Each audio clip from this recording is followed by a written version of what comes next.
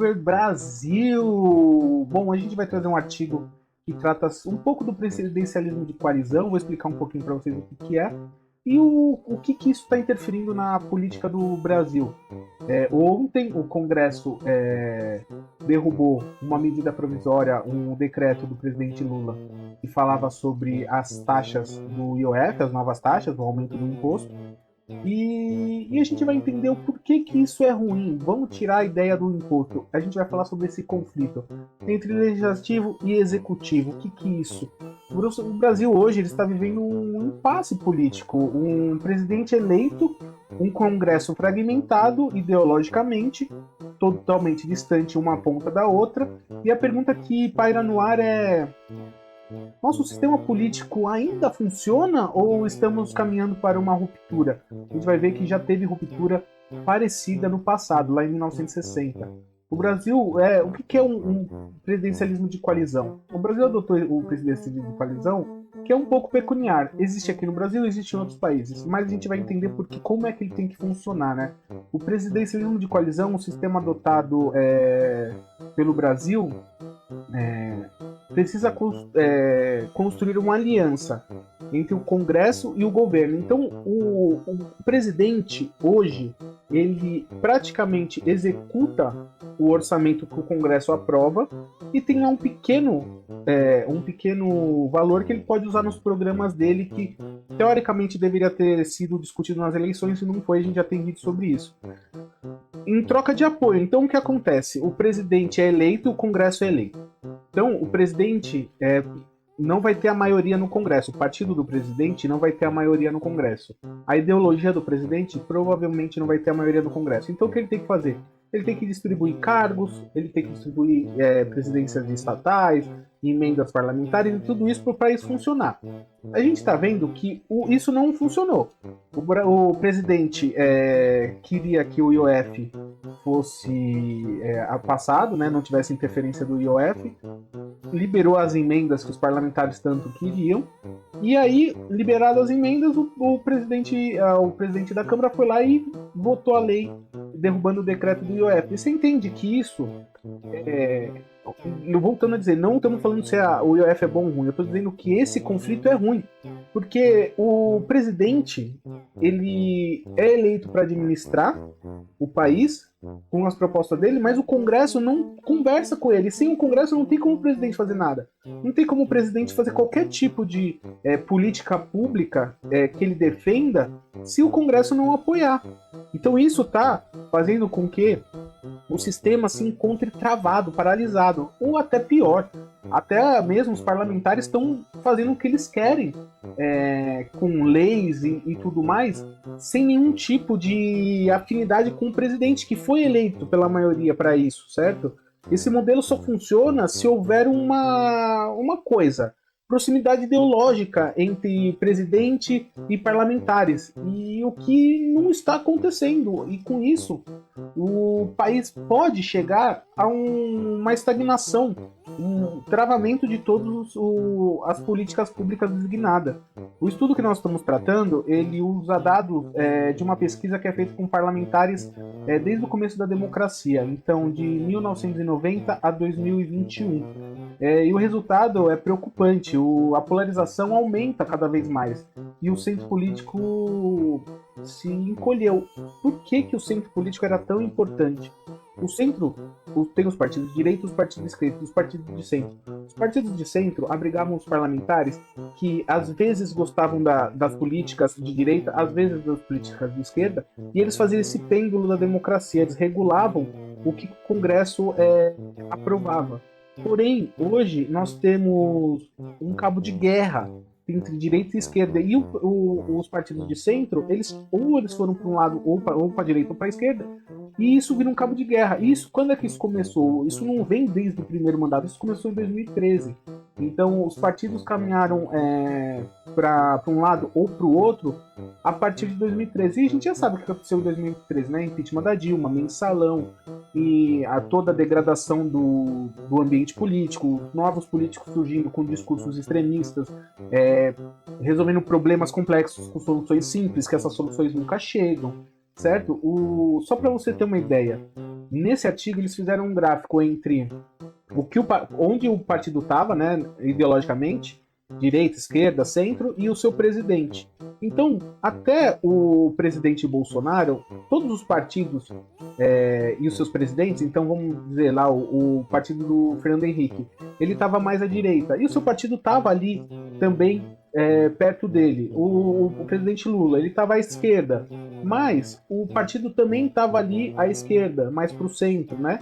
Então eles estavam mais ou menos, os partidos e os candidatos, no âmbito ideológico, né, de direita e esquerda, eles estavam mais ou menos perto dos seus partidos. Quando chega o presidente Bolsonaro, ele faz uma ruptura total. Ele pega o PSL, que foi o partido que o elegeu, que estava mais ou menos ali pelo centro do espectro político, e ele totalmente à direita. Então você já vê que até mesmo na conversa com o partido, o candidato ideologicamente não consegue muito falar ideologicamente com o seu partido. Tanto que ele depois renunciou e ficou um bom tempo da sua presidência sem partido. Porque nem o partido que ele foi eleito, ele conseguia conversar ideologicamente com os parlamentares. E entendam, os parlamentares, os congressistas, na hora que você vai votar, você não dá nada para eles, você nem lembra deles no dia seguinte. Porém, eles são fundamentais para a democracia funcionar, para os projetos de lei serem votados. Então, não adianta você votar num presidente de direita e num parlamentar de esquerda, porque automaticamente você não tá tendo uma conversa ideológica com o presidente e o parlamentar, e isso não vai funcionar nunca. Tá virando esse cabo de guerra. E os parlamentares também, com as redes sociais e com a política de TikTok, né? Tem que ser um discurso fácil, rápido, de 30 segundos e que resolva o problema do planeta em 30 segundos. Não existe isso. Não existe um discurso político, uma solução política de 30 segundos que resolva o problema do planeta. Então os parlamentares, cada vez mais, para se reeleger, tem que ficar cada vez mais no ponto extremo do ideológico político. Então tem que ser cada vez mais radical, mais simples, mais tudo, e defender sua base. Hoje, o político mesmo faz sua autopromoção, e a sua autopromoção sempre tem que ser radical, sempre tem que ser rápido, fácil. Você pega o Nicolas, sempre com polêmica, sempre com discursos radicais. Você pega o espectro político dos dois lados, sempre assim. Então, cada vez mais você tem que estar no radicalismo para poder estar em relevância. Então, e aí o que acontece? Com esse colapso do centro, o estudo traz 3 sinais claros do que está acontecendo hoje, que é a polarização no Congresso. Então você não tem o diálogo, e isso isso fique bem claro. Essa crítica do diálogo é tanto do Congresso com a presidência quanto do presidente com o Congresso. A distância crescente entre o presidente e o Congresso faz com que a governabilidade do país se torne insustentável, se torne até o ponto de chegar e realmente ter um colapso como teve no passado. Hoje nós temos instituições fortes que não deixaram isso acontecer, porque foi tentado pelo presidente Bolsonaro e frequentemente pelos seus filhos e seus companheiros de político continuam com um discurso de ruptura institucional. Até quando vai ser possível manter a democracia instável? E a queda no número de deputados do centro. O centro não existe mais. Com essa polarização, o centro, que era realmente o poder moderador ali do Congresso, né, que moderava, puxava às vezes para um lado, às vezes para o outro, era o que dava esse balanço e essa dinâmica na administração pública, que hoje não temos. Hoje acaba que o presidencialismo de coalizão, por ter que formar laços ideológicos com partidos extremamente polarizados, os partidos do centro, por estarem extremamente escassos, o presidente cada vez mais vai ter que fazer acordos unilaterais com deputados. Então, colocar uma pessoa dele numa presidência, numa estatal, e isso acaba que faz parte do presidencialismo de coalizão, mas também traz um outro problema, que é a corrupção, que nós já vimos como funciona no país.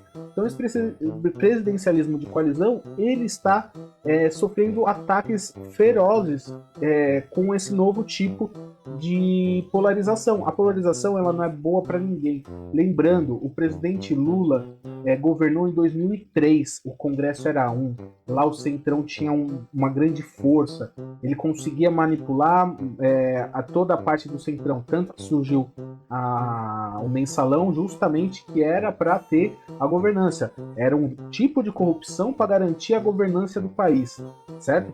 Por conta desse tipo de democracia de coalizão que nós adotamos. Já em 2023 é outra coisa, não tem nada a ver com 2003, já se passaram 20 anos, a polarização chegou, a internet está forte, cada deputado consegue fazer sua própria rede, a sua própria discurso e só coloca em rede o que interessa para eles, como a votação da energia que teve agora, que vai aumentar a conta de energia do brasileiro, vai aumentar, certo? E ninguém tá nem aí, porque isso não vai fazer a população engajar no perfil do deputado. É complexo de explicar como é que vai aumentar a energia, por que vai aumentar a energia, então isso fica de lado. E no lugar se coloca uma derrubada de decreto de impostos. Se você não for nenhum tipo de empresário que movimenta dinheiro internacionalmente, que a maioria dos empresários não movimenta dinheiro internacionalmente, você não vai ser afetado por esse imposto. Mas, sim, é um imposto que aumenta a arrecadação do governo. Porém, quem é que determina as reformas tributárias? Quem é que vota as reformas tributárias? É o Congresso. Quem é que pode parar com os decretos de emendas parlamentares sem controle? É o Congresso, mas o Congresso está querendo fazer isso? Não, porque não é interessante para eles. Perder dinheiro sem controle para onde eles quiserem. Como um deputado mandou emenda para ser recapeado uma rua dentro do condomínio Alphaville em São Paulo, no estado de São Paulo. O condomínio é fechado. Por que o condomínio mesmo não faz o recapeamento? Porque o deputado quer mandar dinheiro para lá e pronto. E acabou, e ninguém falou nada, e ninguém tá nem aí para isso. Então você vê, hoje no Brasil, nós botamos muita fé no presidente, certo? Quem vai ser o presidente? O presidente hoje no Brasil é o que menos está importando. É o Congresso que importa, é o Congresso que vai aprovar as leis, é o Congresso que vai aprovar o orçamento, é o Congresso que vai aprovar as reformas. E quando nada disso acontece, o culpado é o presidente. Eu não estou tirando aqui, falando, isentando Lula, Bolsonaro, nada. Estou explicando como é que funciona a nossa democracia, nessa democracia de coalizão. Você tem que estar atento ao Congresso. Porém, o Congresso está tão polarizado, está tão num cabo de guerra, que o governo acaba ficando sem ter o que fazer. Não tem meios. E aí o que acontece?